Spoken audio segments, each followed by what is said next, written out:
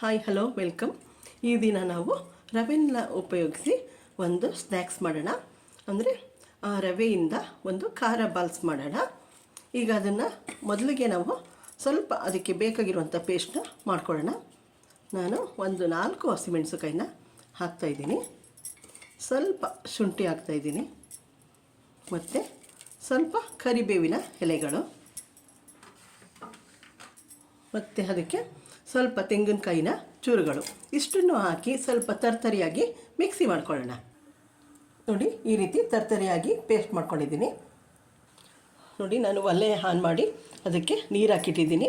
ನಾನು ಇದರಲ್ಲಿ 1 ಬೌಲ್ ರವೆನ ತೊಗೊಂಡಿದ್ದೀನಿ. ಇದರಲ್ಲಿ 1.5 ಬೌಲಷ್ಟು ನಾನು ನೀರನ್ನ ಕಾಯೋಕ್ಕೆ ಇಟ್ಟಿದ್ದೀನಿ. ಅದಕ್ಕೆ ರುಚಿಗೆ ತಕ್ಕಷ್ಟು ಉಪ್ಪನ್ನು ಹಾಕೋಣ. ನಾನು ದಪ್ಪುಪ್ಪು ಹಾಕ್ತಾಯಿದ್ದೀನಿ, 1 ಸ್ಪೂನ್ ಹಾಕಿದ್ದೀನಿ. ಜೊತೆಗೆ ಒಂದು ಸ್ವಲ್ಪ ಎಣ್ಣೆ ಅಥವಾ ತುಪ್ಪನ ಹಾಕೋಣ.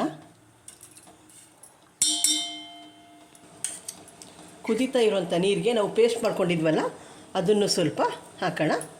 ಹೆಚ್ಚು ಬೇಡ, 1 ಸ್ಪೂನಷ್ಟು ಹಾಕೋಣ. ಈಗ ಅದು ಸ್ವಲ್ಪ ನೀರು ಚೆನ್ನಾಗಿ ಕುದೀಲಿ. ನೋಡಿ, ನೀರು ಕುದೀತಾ ಇದೆ.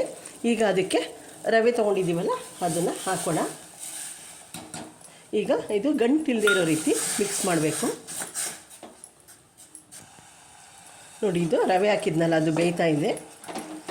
ಈಗ ಅದು ಇನ್ನೊಂದು 2 ನಿಮಿಷ ಬೆಂದು ಗಟ್ಟಿಯಾಗಬೇಕು. ನೋಡಿ, ಇದು ರವೆ ಈಗ ಬೆಂದು ಇದಾಗಿದೆ. ಅಂದರೆ ಇದು ಸ್ವಲ್ಪ ಒಂದು 10 ನಿಮಿಷ ಆರಿದ್ರೆ ಅದು ಇನ್ನೊಂದು ಸ್ವಲ್ಪ ಗಟ್ಟಿ ಆಗುತ್ತೆ. ಈಗ ಒಲೆನ ಆಫ್ ಮಾಡ್ತೀನಿ. ನಾವು ರವೆನ ಬೇಯಿಸಿದ್ವಲ್ಲ ಅದು ಈ ರೀತಿ ಒಂದು ತಟ್ಟೆಗೆ ಹಾಕ್ಕೊಂಡು ಅದನ್ನು ನಾನೆಲ್ಲ ಮಿಕ್ಸ್ ಮಾಡಿದ್ದೀನಿ. ಈಗ ಇದನ್ನು ಸಣ್ಣ ಸಣ್ಣ ಉಂಡೆಗಳನ್ನಾಗಿ ಮಾಡ್ಕೊಳ್ಳೋಣ. ಕೈಗೆ ಸ್ವಲ್ಪ ಎಣ್ಣೆನ ಹಚ್ಕೊಂಡಿದ್ದೀನಿ.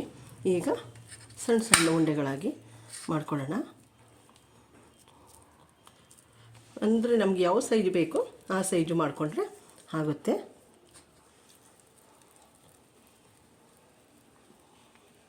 ಸ್ವಲ್ಪ ಎಣ್ಣೆನ ಕೈಗೆ ಹಚ್ಕೊಂಡು ಈ ರೀತಿ ಸಣ್ಣ ಸಣ್ಣ ಉಂಡೆಗಳನ್ನಾಗಿ ಈಗ ಈ ಹಿಟ್ಟನ್ನೆಲ್ಲನೂ ಕೂಡ ಮಾಡ್ಕೊಳ್ಳೋಣ. ನೋಡಿ, ಈ ರೀತಿ ನಾನು ಸಣ್ಣ ಸಣ್ಣ ಬಾಲ್ಗಳನ್ನಾಗಿ ಮಾಡಿಕೊಂಡು ಅದನ್ನು ಒಂದು ಇಡ್ಲಿ ಪ್ಲೇಟ್ಗೆ ಸ್ವಲ್ಪ ಎಣ್ಣೆನ ಹಚ್ಚಿ ಅದನ್ನು ಇಟ್ಟಿದ್ದೀನಿ.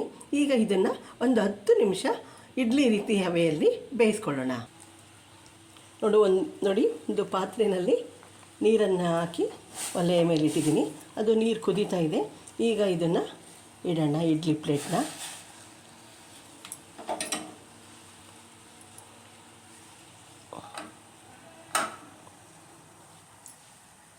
ಮಾಮೂಲಿ ಒಂದು 10 ನಿಮಿಷ ಇಡ್ಲಿ ಯಾವ ರೀತಿ ಬೇಯಿಸ್ತೀವಿ ಅದೇ ರೀತಿ ಬೇಯಿಸಿದ್ರಾಗುತ್ತೆ. ಈಗ ಅದು ಒಂದು 10 ನಿಮಿಷ ಬೇಯಬೇಕು. ನೋಡಿ, ಇದು ಬೆಂದಿದೆ. ಈಗ ಅದನ್ನು ಒಲೆ ಆರಿಸಿದ್ದೀನಿ.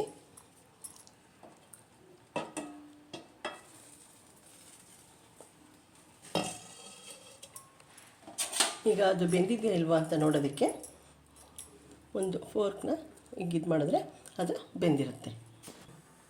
ನೋಡಿ, ಒಂದು ಬಾಣಲೆನ ಒಲೆ ಮೇಲೆ ಇಟ್ಟು ಅದಕ್ಕೆ ಒಂದು 3 ಸ್ಪೂನ್ ಎಣ್ಣೆನ ಹಾಕಿದ್ದೀನಿ. ಎಣ್ಣೆ ಕಾಯ್ತಾ ಇದೆ. ಅದಕ್ಕೆ ಒಂದು ಅರ್ಧ ಸ್ಪೂನಷ್ಟು ಜೀರಿಗೆ ಹಾಕ್ತಾಯಿದ್ದೀನಿ, ಮತ್ತು ಸ್ವಲ್ಪ ಕರಿಬೇವಿನ ಎಲೆಗಳು,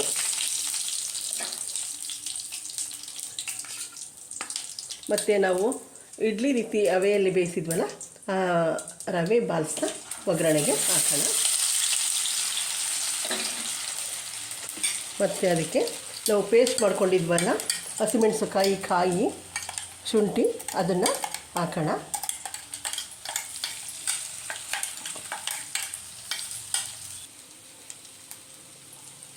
ನೋಡಿ, ಒಲೆ ಮೇಲೆ ಅದು ಬೇಯ್ತಾ ಇದೆ. ಅದು ಎಲ್ಲ ಹೊಂದ್ಕೊಳ್ತಾ ಇದೆ. ಈಗ ಅದಕ್ಕೆ ಲೈಟಾಗಿ ಸ್ವಲ್ಪ ಚಿಲ್ಲಿ ಫ್ಲೇಕ್ಸ್ನ ಹಾಕೋಣ, ಮತ್ತು ಸ್ವಲ್ಪ ಕೊತ್ತಂಬರಿ ಸೊಪ್ಪು. ಇದಕ್ಕೆ ನೀವು ಸ್ವಲ್ಪ ಸಣ್ಣದಾಗಿ ಕಟ್ ಮಾಡಿಕೊಂಡು ಮೆಂತ್ಯ ಸೊಪ್ಪು, ಸಬ್ಸಿಗೆ ಸೊಪ್ಪು, ಪಾಲಕ್ ಸೊಪ್ಪು ಯಾವುದನ್ನಾದರೂ ಕೂಡ ಆ್ಯಡ್ ಮಾಡ್ಕೊಳ್ಬೋದು.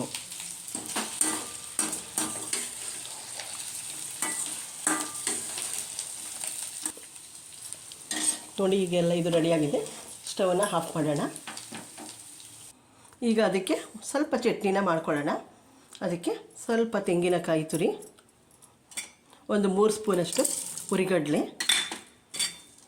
ಮತ್ತು ಕರಿಬೇವಿನ ಎಲೆಗಳು ಮತ್ತು ಒಂದೆರಡು ಹಸಿಮೆಣಸಿನಕಾಯಿ, ಸಣ್ಣ ಪೀಸು ಶುಂಠಿ ಮತ್ತು ರುಚಿಗೆ ತಕ್ಕಷ್ಟು ಉಪ್ಪು ಇಷ್ಟನ್ನು ಹಾಕಿ ಈಗ ಪೇಸ್ಟ್ ಮಾಡ್ಕೊಳ್ಳೋಣ.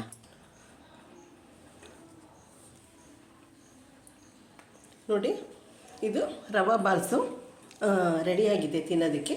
ಈಗ ಇದನ್ನು ಚಟ್ನಿ ಜೊತೆ ಹಚ್ಕೊಂಡು ತಿನ್ನೋದಕ್ಕೆ ಸಖತ್ತಾಗಿರುತ್ತೆ. ಈ ರೀತಿ ಚಟ್ನಿನಲ್ಲಿ ಡಿಪ್ ಮಾಡಿಬಿಟ್ಟು ತಿಂದರೆ ಚೆನ್ನಾಗಿರುತ್ತೆ. ಮಕ್ಕಳು ಹಾಗೇನೂ ಕೂಡ ತಿನ್ಬೋದು, ಸಖತ್ತಾಗಿರುತ್ತೆ. ನೋಡಿ, ಟೇಸ್ಟು ಕೂಡ ಸಖತ್ತಾಗಿದೆ, ಯಮ್ಮಿಯಾಗಿದೆ. ನನ್ನ ಈ ವಿಡಿಯೋ ಇಷ್ಟ ಆದಲ್ಲಿ ಲೈಕ್ ಮಾಡಿ, ಶೇರ್ ಮಾಡಿ, ಸಬ್ಸ್ಕ್ರೈಬ್ ಆಗಿ. Okay, thank you.